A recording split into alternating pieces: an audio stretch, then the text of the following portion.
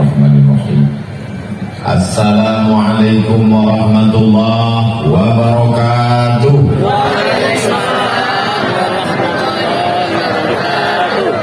Kalau menangkap burung balang jangan ditambat di tengah laman. Dari bunyi sambutan salam nampaknya bantu alun sarapan. Ba'akabarun sana amru sadonyo sehat. Alhamdulillahi rabbil alamin. Wassalatu wassalamu ala asyrafil anbiya wal mursalin Sayyidina wa maulana Muhammadin wa ala alihi wa sahbihi wa man tabi'ahu ila yaumiddin. Kalau ditanyalah perasaan ambo kini raso-raso khutbah Idul Adha sebelum masuk. Kalau Idul Adha orang rame maklum. Sebab apa? Sebab ada pembagian kupon daging kurban. Tapi kini indah ada nan datang iko ikhlas karena Allah Subhanahu wa ta'ala. Mudah-mudahan nanti bo pagi yange iko dan sakit-sakit disehatkan Allah Subhanahu wa ta'ala. Satu urusan dimudahkan Allah Subhanahu wa ta'ala. Dan alun basuh jodoh dikirimkan orang-orang baik, soleh dan soleh. Makin banyak adanya. Nanti kali utang capek dilunaskan Allah. Makin galang. Amin ya Rabbal. Di tengah kesibukannya di Jakarta memperjuangkan suara awak dari daerah Bumi Minangkabau di DPR RI Komisi 2, Buya Gus Pardi Gaus beserta ibu masih menyempatkan hadir. Mudah-mudahan panjang umur sehat badan. Bapak Bupati beserta ibu penggerak, Ketua PKK beserta Bapak Wakil Bupati dan ibu, Bapak Sekda beserta Forum Komunikasi Pimpinan Daerah, Bapak Dandim, Bapak Kapolres, Kepala Badan, Kepala Kantor, Kepala Dinas, dan Kepala maupun Indah. Hadirin hadirat muslimin muslimat, mukminin mukminat, hadir pula bersama kita guru kita semua, Ketua Majelis Ulama Indonesia Kabupaten Sijunjung, adik kelas anggo di Al-Azhar, nang gadang tidak disabit gala, nang ketek tidak disabit namo. Insyaallah satu nanti dimuliakan Allah Subhanahu wa ta'ala. Amin ya Rabbal alamin. Baju apa nang Ustaz pakai kini kok? Alun-alun yang bertanya. Tapi beko kalau video kau di-upload di channel Ustaz Abdul Somad Official, subscribe, like, share, and comment. Tentu orang komen sadanya, nggak usah pakai itu. Iko namanya cetak bacora, gambarnya lansek mani, gambarnya labaso, lanseknya adun lagi. Pemimpin yang dimuliakan Allah Subhanahu wa ta'ala. Aku warnanya kuning supaya mantu awak tarang macam ya. Tapi walaupun baik itu daunnya tetap hijau. Bapak Ibu yang dimuliakan Allah Subhanahu wa ta'ala, dengan adanya warna-warni ikolah maka dunia iko indah. Betul? Ibu mencari karteh itu warnanya macam-macam. Pencian merah, sorban ambo hitam, daun iko hijau, lanseknya pulo kuning agak-agak kemerahan, lalu kemudian macam-macam. Baik itu juga bendera-bendera lambang simbol Minangkabau. Dan aku mencari ibu bapak dari atas ke bawah kok bantu pelanginan turun dari atas langit. Jauh-jauh datang. Mana sampai dikerahkan TNI, Polri dan Satpol PP. Apakah Bumi Sijunjung kok tidak aman? Aman. Mana dikawal mana ibu-ibuku? Al-hubbu yu'mi wa yusim. Cinta membuat orang tuli dan buta. Orang kalau terlampau cinta, bayangkan kalau semuanya iko menarik tangan kaki Ustaz Abdul Somad. Lapehlah lansek-lansek mandi. Jadi supaya kalau ada isu ternyata Bumi Sijunjung tidak lagi aman, Ustaz Abdul Somad dikawal, aman, tenang, tentram, adem, ayem. Saya sudah melihat Kami telusuri dari mulai selatan masuk, dari mulai perbatasan Riau. Ditanya oleh Pak Bupati dan Pak Wabuk, Pak perjalanan Ustaz, Pak jalannya, anggota lalu. Kalau lalu itu kan artinya jalannya rancak. Dua kemungkinan. Yang pertama jalannya rancak, yang kedua bannya bulet. Lalu kemudian setelah sampai tausiah jamaah berlimpah ruah di Kamang Baru, sesudah itu disinggahkan Pak Bupati Pulau makan ayam kampung. Rasanya sulit diungkapkan dengan kata-kata. Kalau mau datanglah ke Sijunjung. Lalu kemudian kami lanjutkan pulau mencari alam yang berdecak kagum luar biasa. Kami sampai ke Siloke Geopark, mencari air indah, rasakan naik perahu di atas kopi susu. Dulu ini tempat orang merusak alam, mencari aneh, akhirnya rusak sungai. Lalu kalau aneh itu habis hilang, anak cucu awak sudah kehilangan sungai. Maka Pak Bupati beserta Forum Komunikasi Pimpinan Daerah menginisiasi, akhirnya terwujudlah aduk ameh dan indah akan hilang di telan zaman. Apa itu?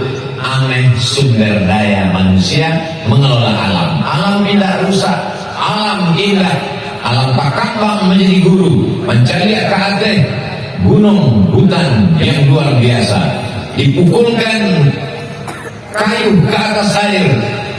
Apa nak keluarlah Batman. Batman kok lawan indah cantik. Saya berharap mengajak kepada seluruh bencana Ambo dan ada di seluruh penjuru, dari mulai Sabang sampai Maroko, bukan cuma Sabang sampai Papua, dari Sabang sampai Maroko.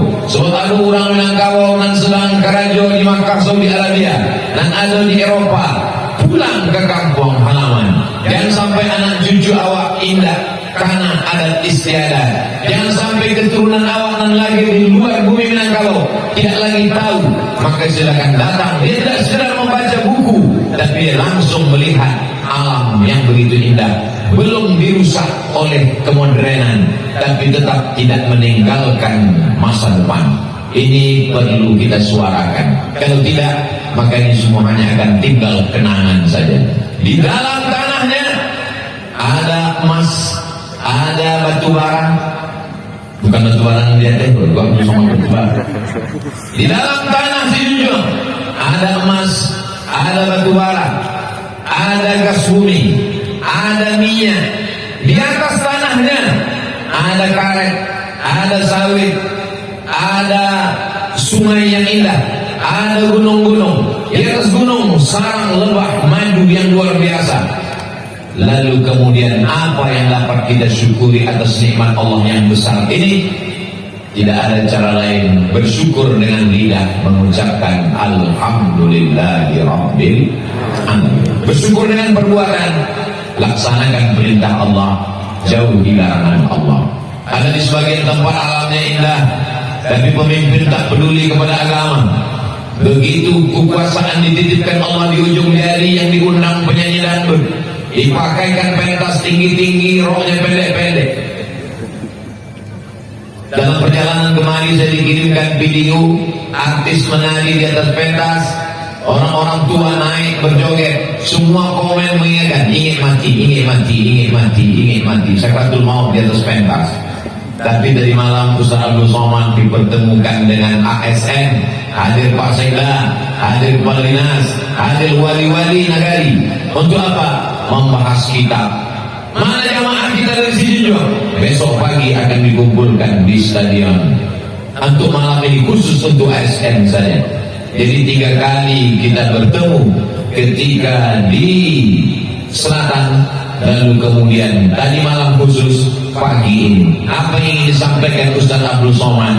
Syukuri nikmat Allah yang ada di Sijunjung dengan membawa umat, anak-anak, keluarga, mendekatkan mereka kepada agama. Karena kalau kita mati menghadap Allah, yang kita bawa adalah jabatan tidak lama, hanya 2 periode, itu pun kalau tidak datang KPK. Betul, jabatan tidak lama, tapi hisabnya luar biasa lama di hadapan Allah Subhanahu wa Ta'ala. Sab'atun yuzilluhumullah, ada 7 golongan yang akan dapat naungan Allah, dapat atap, dapat tenda, dapat naungan. Yauma la zilla illa zilluh, hari itu tak ada naungan kecuali naungan Allah Subhanahu wa Ta'ala. Kalau Bapak Ibu menganggap saat ini panas, anggap aja kita sedang berada di padang mahsyar. Tapi ada orang yang mendapatkan naungan di sana, seperti Abdul Somad yang dapat naungan sekarang. Tapi dalam hadis itu tidak disebut ustaz, dalam hadis itu tidak disebut ulama. Sab'atun 7 golongan, yuzilluhumullah, dapat naungan Allah. Yauma la zilla illa zilluh, hari itu tak ada payung, hari itu tak ada atap. Lama hidup banyak dirasa, jauh berjalan banyak ditengok. Ambo sudah mencari orang mati masuk ke liang lahat, belum pernah ambo lihat ada orang Islam mati membawa payung. Tukang tenda pun mati tidak membawa tenda. Bangkit di padang mahsyar tidak ada atap, gunung-gunung yang tinggi menjulang. Apa kata Allah? Wa takunul jibalu kal ihnil manfush, seperti burung, seperti bulu kambing yang dihembus angin berterbangan, tak tahu kemana berlindung. Tapi kata Nabi, sab'atun, ada 7 golongan yang dapat naungan. Yang pertama adalah al-imamul adil, pemimpin yang adil. Kita doakan pemimpin-pemimpin kita yang hadir ini adil. Amin. Kalau mereka adil, masyarakat akan mendapatkan tausiah karena mendatangkan ustaz. Kalau mereka adil, masyarakat akan mendapatkan rahmat. Kenapa? Karena keadilan akan mendekatkan umat kepada Allah Subhanahu wa Ta'ala. Berapa banyak raja-raja, datuk-datuk, nenek mama, orang besar di bumi Minangkabau, tapi nama siapa yang akan dikenang sepanjang zaman? Mereka yang pernah memakai kekuasaannya untuk menolong agama Allah Subhanahu wa Ta'ala. Jadi apapun, jadi bupati, jadi kepala dinas, jadi DPRD, jadi DPR RI, itu hanyalah jalan, sarana, wasilah dipakai untuk menolong agama Allah Subhanahu wa Ta'ala. Menolong masjid sudah dibangun, imam dan khatib, masjidnya bagus, muazzinnya masih bertahan tahun 80-an zaman bapak dan ibu.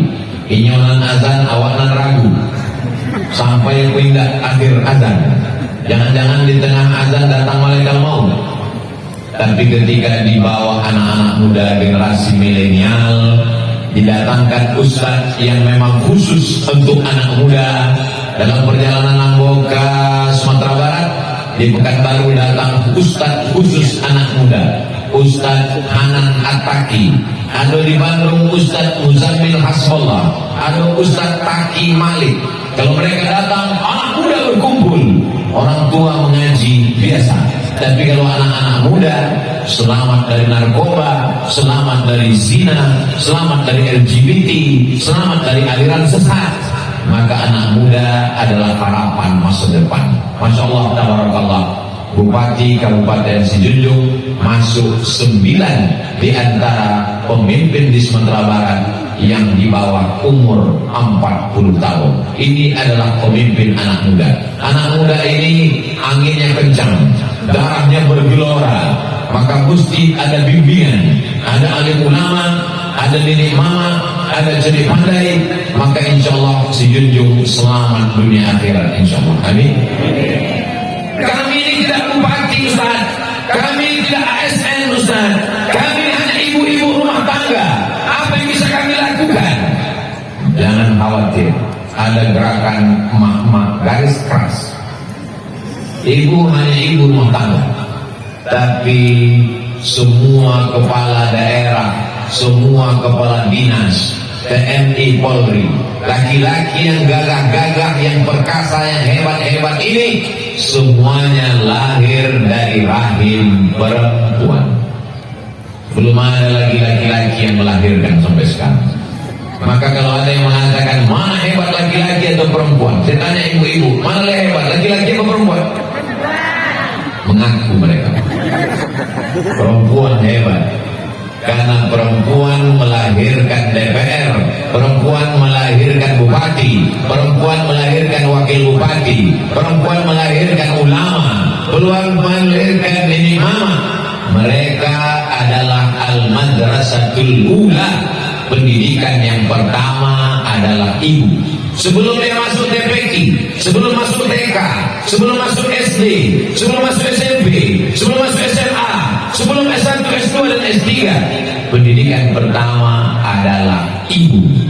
Ambo kuliah ke Al-Azhar Mesir bersama Ketua Majelis Ulama Indonesia. Jauh sebelum itu Buya Gus Pardi Gaus tahun 1982 sudah sampai ke Al-Azhar Kairo Mesir.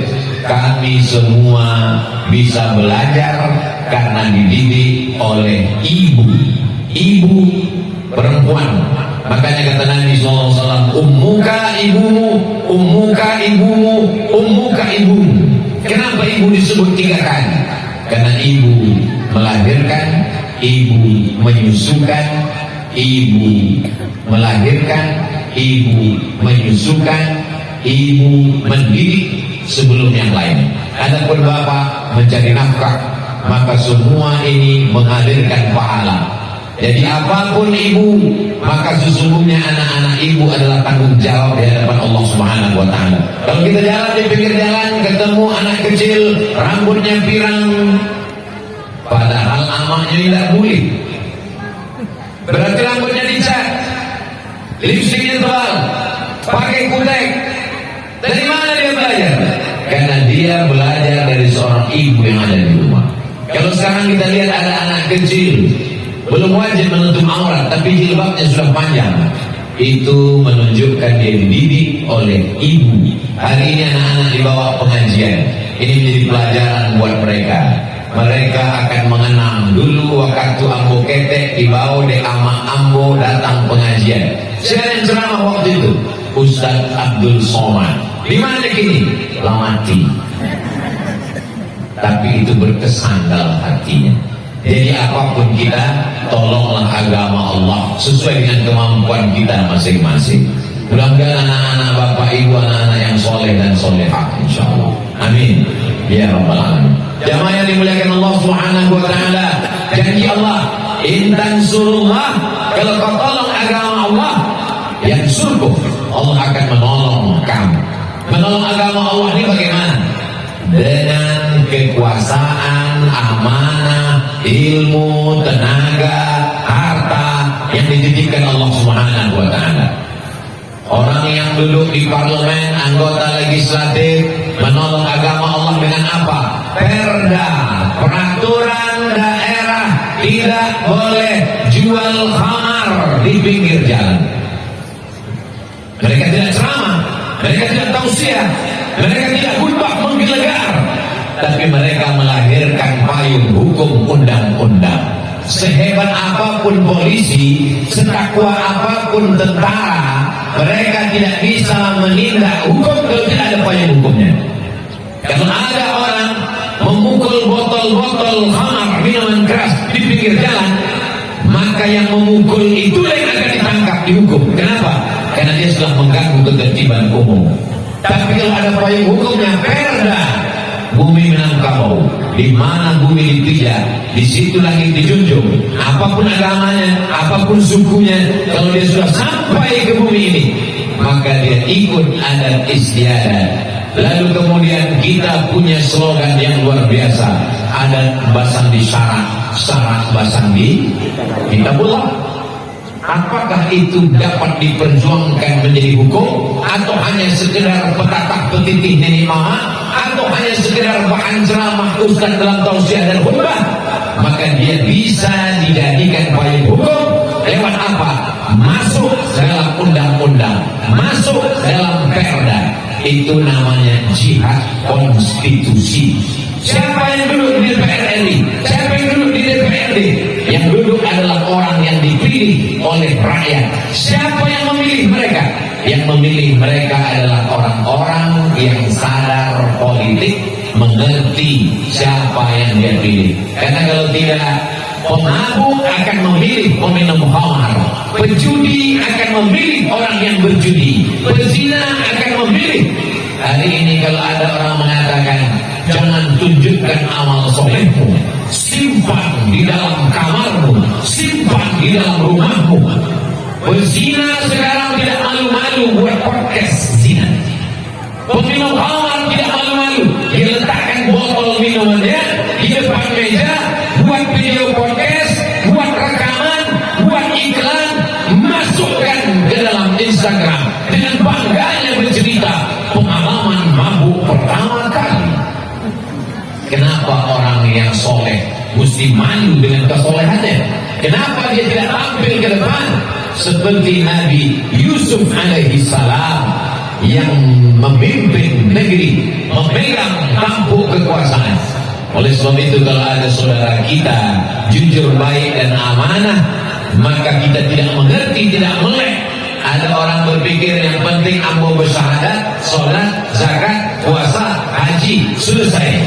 Memang betul itu rukun Islam. Bisakah kita bersyahadat kalau tidak aman? Bisakah kita melaksanakan sholat kalau negeri itu tidak dilindungi?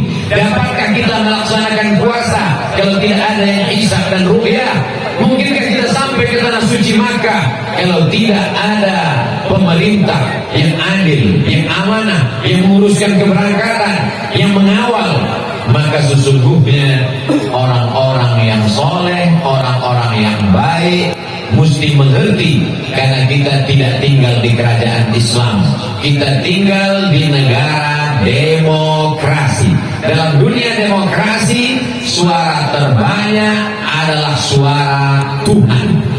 Kalau ada tiga, yang dua mengajak main bola, yang satu mengajak azan, maka dalam dunia demokrasi yang menang adalah yang mengajak main bola, karena yang mengajak sholat cuma satu orang. Hayya 'alas sholat, satu orang. Yang dua lagi aja, ayo nonton Manchester United Liverpool. Apa yang terjadi? Maka kalah yang mengajak sholat, karena suara terbanyak adalah suara Tuhan. Maka umat Islam yang sayang pada ajaran Islam, yang mengerti tentang baik dan buruk menurut pandangan Allah, bukan menurut rasa-rasa, bukan menurut akal pikiran.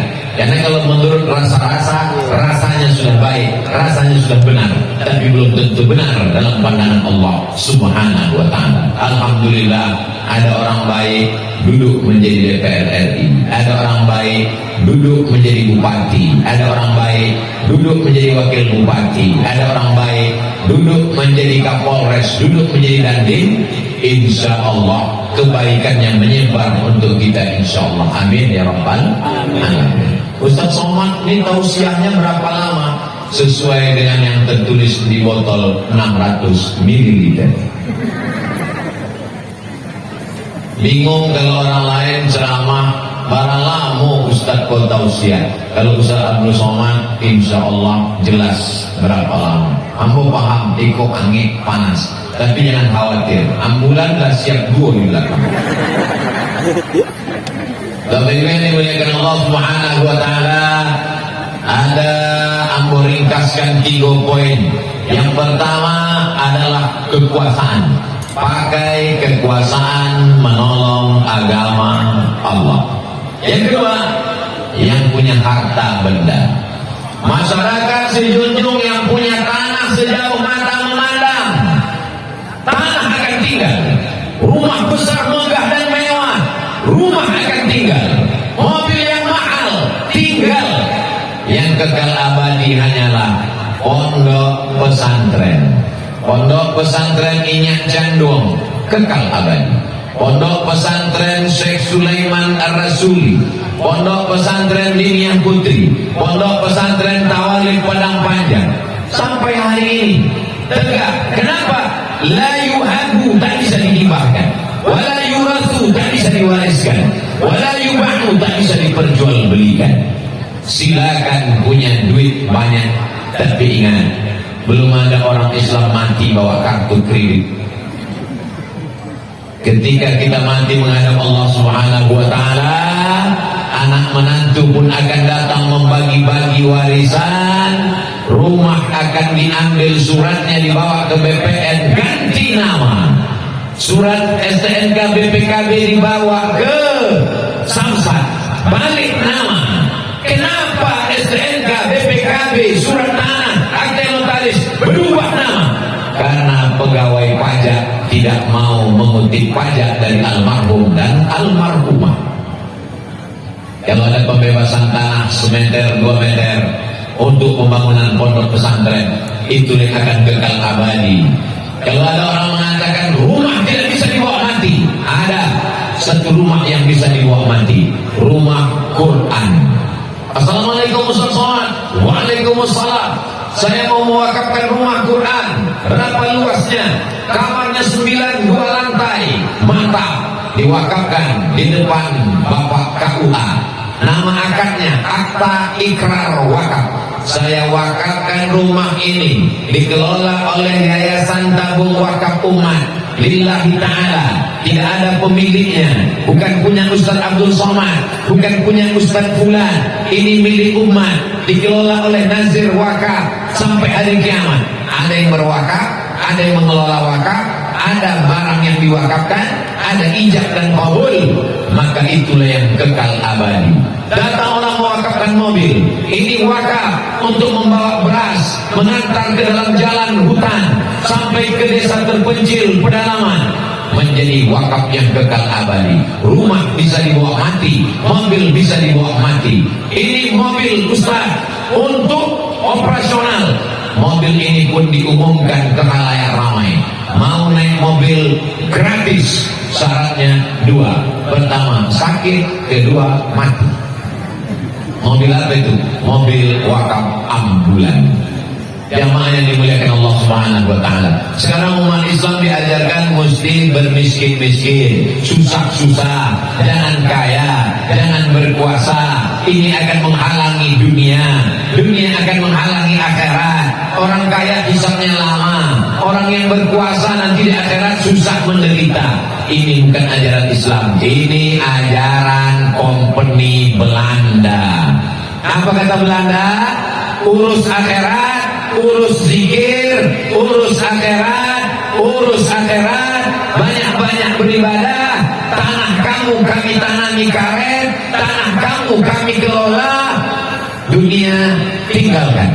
Akhirnya sampai sekarang ajaran itu ada di kepala umat Islam. Padahal dalam doa kita diajarkan Rabbana atina fid dunya.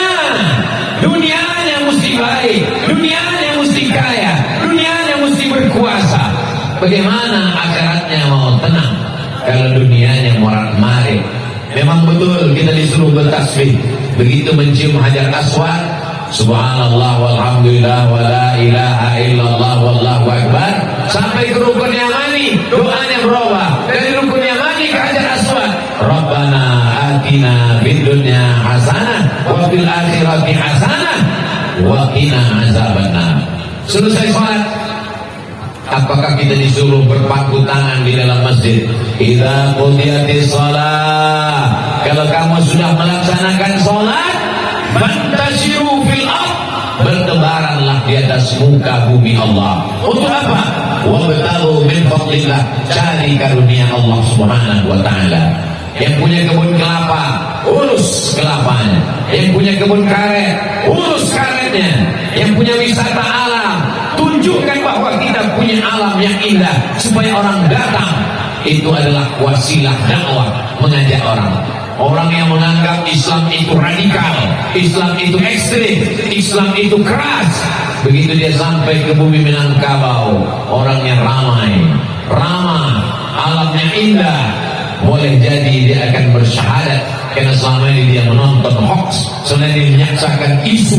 Begitu dia datang, rupanya Masya Allah, tabarakallah, dia disapa dia dilayani, dia diberikan sambutan, maka boleh jadi hatinya lembut. Ayyadiyallahu bika rajulan wahidan, satu orang dapat hidayah karenamu, khairum min humurin na'am, lebih baik daripada engkau memiliki seekor unta yang merah. Nabi Muhammad selalu digambarkan orangnya miskin, jubahnya koyak-koyak, tidak meninggalkan harta warisan. Kalau dia baca sejarah Nabi Muhammad SAW, Nabi itu menikah dengan Khadijah, umurnya 25 tahun, maharnya isruna bakarah, 20 ekor onta. Kalau onta paling murah harganya 1 ekor 50 juta, 10 ekornya 500 juta, 20 ekornya berarti 1 miliar. Mahar Nabi Muhammad nikah dengan Khadijah 1 miliar. Ambo sebenarnya ragu menyampaikan kisah hadis tentang mahar itu, sebab ambo tidak juga ingin sesudah ambo pulang anak-anak muda besok unjuk rasa turunkan harga mahar. Kedatangan Abdul Somad kasih junjung merusak harga mahar. Tapi tolong pahami bahwa judul ceramah awak kan tentang Islam mengajarkan kaya mampu secara ekonomi. Baca apa nama kitab referensinya? Ar-Rahim Al-Maktum. Siapa nama penulisnya? Syekh Sofiur Rahman Al-Mubarakfuri. Orang mana? Orang India. Apa kehebatannya? Juara menulis sejarah Nabi, lomba internasional, pesertanya 150 orang. Orang Mesir kalah, orang Maroko kalah, orang Prancis kalah, ada ikut orang Prancis kalah, orang Yaman kalah, yang menang orang India. India Muslim minoritas, tapi militan luar biasa. Dia tulis dalam buku, itulah disebutkan, diambil dari referensi-referensi klasik, dari Sirah Ibnu Ishaq, dari Sirah Ibnu Hisham. Nabi menikah maharnya 20 ekor onta. Siapa yang mengatakan Nabi anak mudanya miskin susah melarat? Yang melarat bukan Nabi, yang melarat bukan Muhammad, yang melarat umat Muhammad. Aku pinang kau dengan Bismillah. Yang dimuliakan Allah Subhanahu wa Ta'ala. Tapi ini perlu ada tapi. Perempuan yang paling baik adalah aqalluha mahran, mahar yang paling murah, itulah yang paling baik. Ini untuk mengimbangi harga yang tinggi tadi, turunkan sedikit. Idza ja'akum man tardawna dinahu, kalau ada anak lajang, baik agamanya, wa khuluquhu, baik akhlaknya, meminang anak kemanakan kamu, meminang cucu kamu, fazawwijuhu, nikahkan.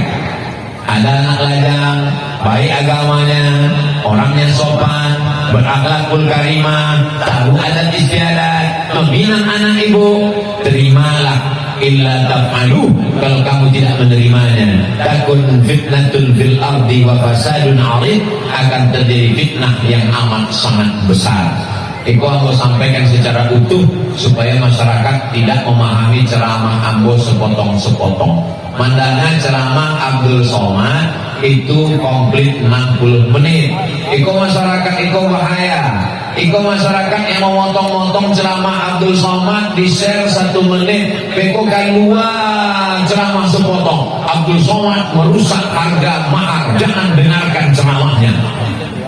Kau bahayanya orang yang tidak punya 2 paket, 2 giga ada paketnya kosong. Akhirnya dia memotong-motong ceramah, dia sebarkan isu-isu luar biasa, fitnah medsos ini. Tapi itu tidak akan terjadi di Si Junjung. Kenapa? Karena orang Si Junjung kaya raya. Amin. Dari bunyi aminnya bentuk tak yakin. Bapak Ibu yang dimuliakan Allah Subhanahu wa Ta'ala, bagaimana dengan sahabat Nabi?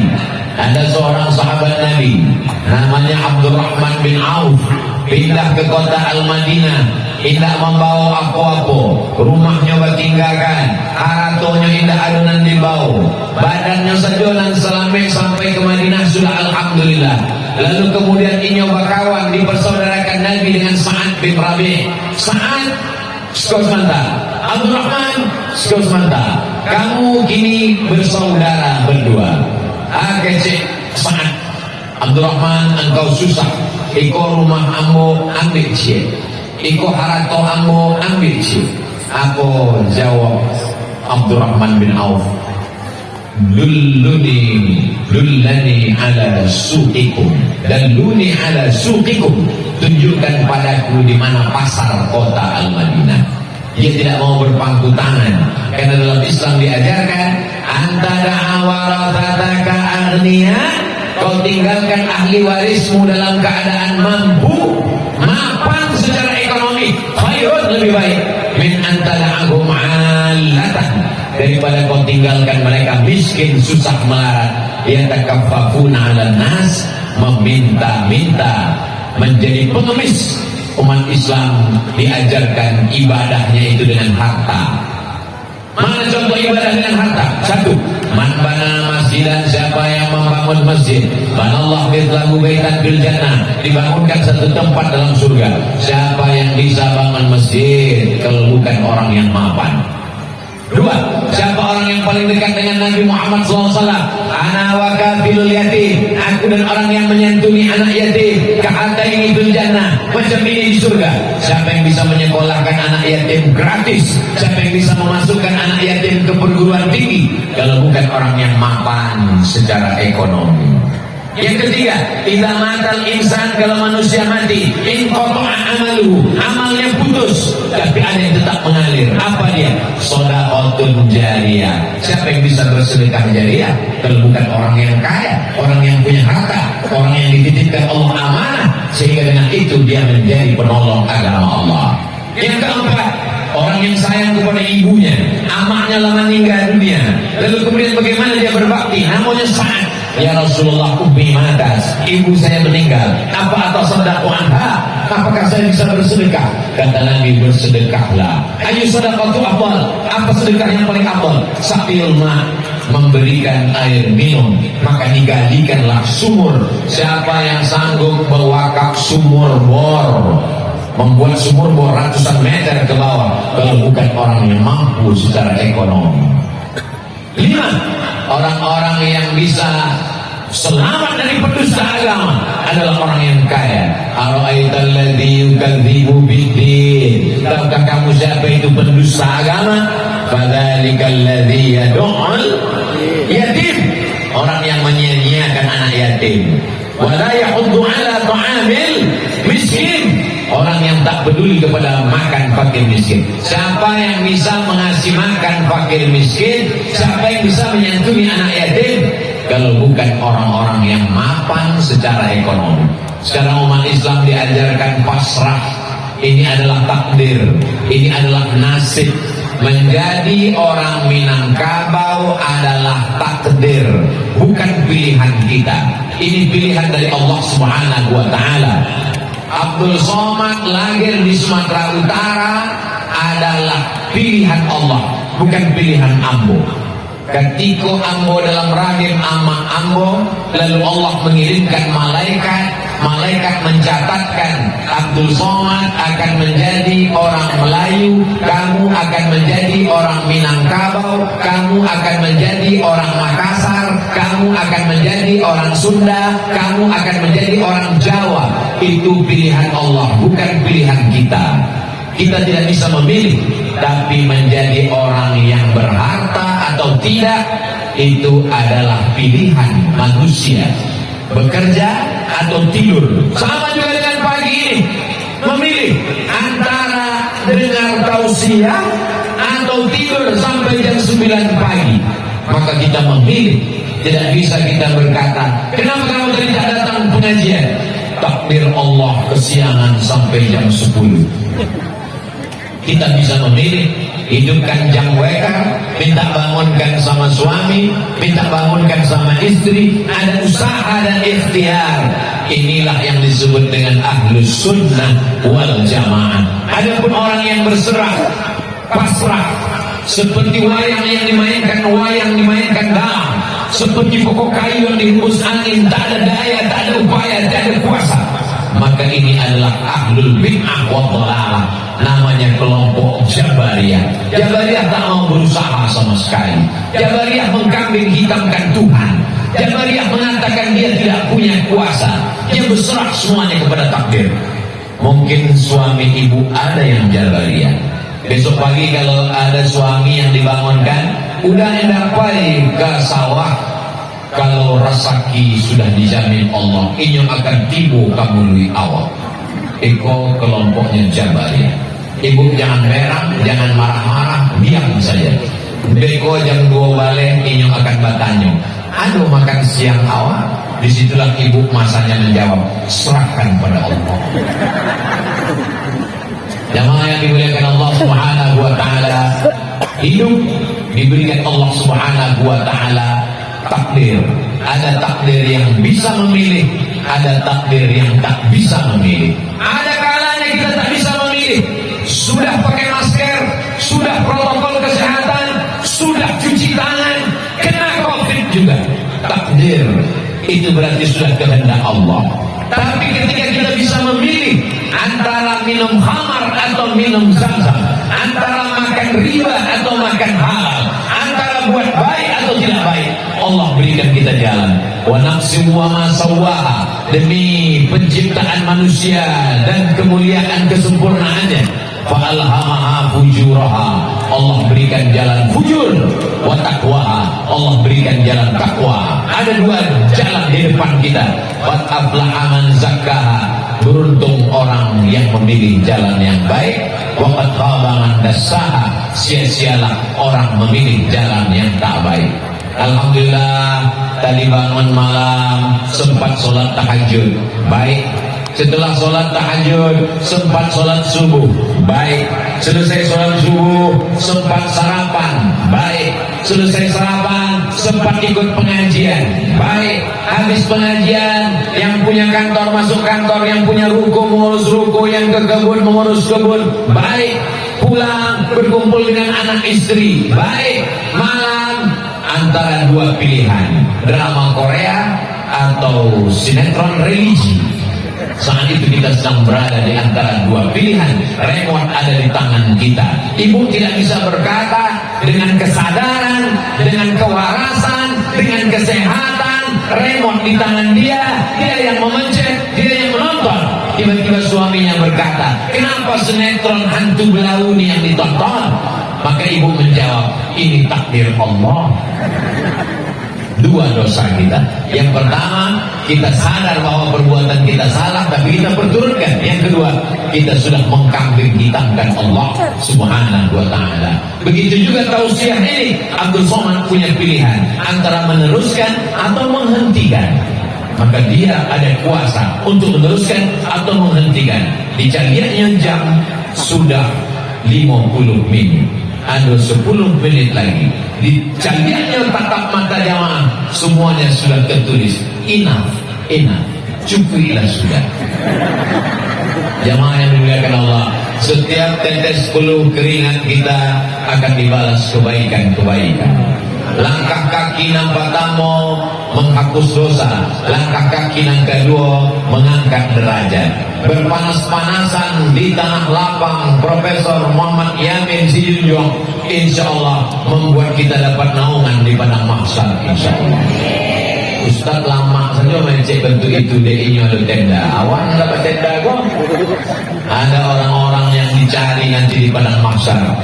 Ainal mutahabbuna bi jalali, mana orang yang dulu berkasih sayang di dunia karena aku. Azilluhum tahta zilli, aku akan memberikan mereka naungan di padang mahsyar. Yauma la zilla illa zilli, hari itu tak ada naungan kecuali naungan aku, kata Allah Subhanahu wa ta'ala.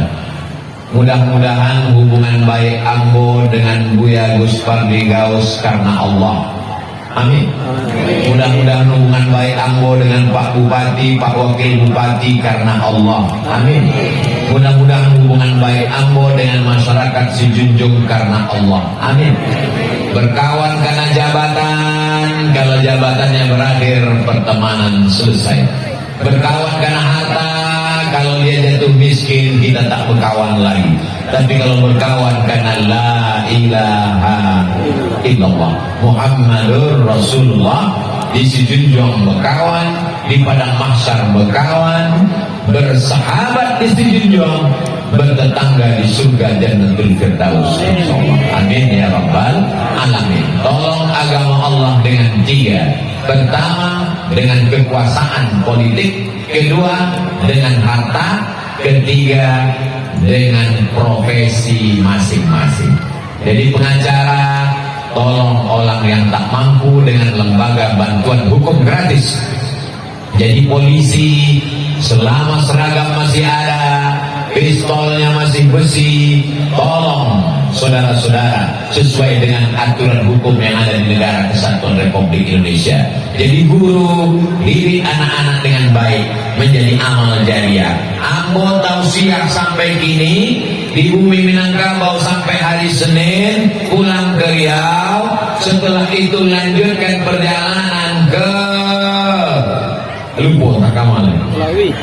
Maka pahalanya mengalir ke guru mengaji Ambo di kampung yang dulu menunjukkan alif dia teh alif di bawah alif depan u a i u, alif dua dia teh an, alif dua di bawah in, alif dua di depan on an in on. Yang tersenyum batilah tua.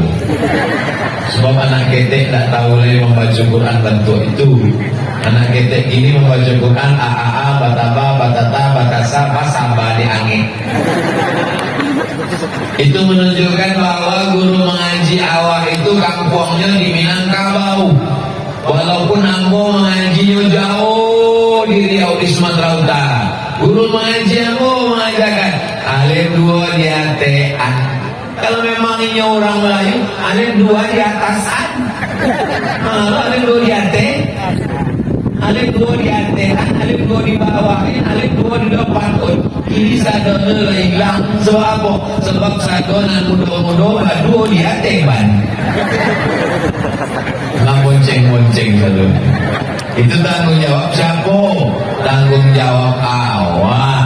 Walaupun tugas apa cuma manta-mananya manasibnya. Walaupun tugas bapak cuma lalu lintas. Walaupun tugas bapak mungkin mengurus masalah narkoba. Tapi begitu dilihatnya ada dua bonceng-bonceng, lalu kemudian bangkit semangatnya, ditanyanya, kalian ini jalan apa? Mungkin itu yang menyelamatkan dia di hadapan Allah. Kalau Abdul Somad nambah tanya, aku bersuruh ada orang berdua dia teban berjalan di jalan raya. Aku tanya, kamu ini siapa? Pacaran ya? Mereka tak takut ya aku. Paling mereka akan berkata, emang urusan Allah? Urusannya surgamu, biar urus nerakaku. Jangan urus nerakaku. Ditulis pula di baju kaos di belakang. Jangan urus nerakaku. Tapi kalau yang berkata begitu adalah polisi, tentara, satpol pp, maka anak-anak muda takut. Apalagi dua-dua dia dapat. Memang itu tugas dia. Badan Narkotika Nasional, nahi mungkarnya dapat, amar ma'rufnya dapat. Dengan syarat diikhlaskannya karena Allah. Berangkat dia pagi mencari nafkah, gaji dari negara, APBN, APBD, dan dapat juga nilai agama. Dia bukan ustaz, dia bukan penceramah, dia tidak tabligh akbar, tapi dalam pekerjaannya ada nilai-nilai kebaikan. Itulah yang akan menolong di hadapan Allah.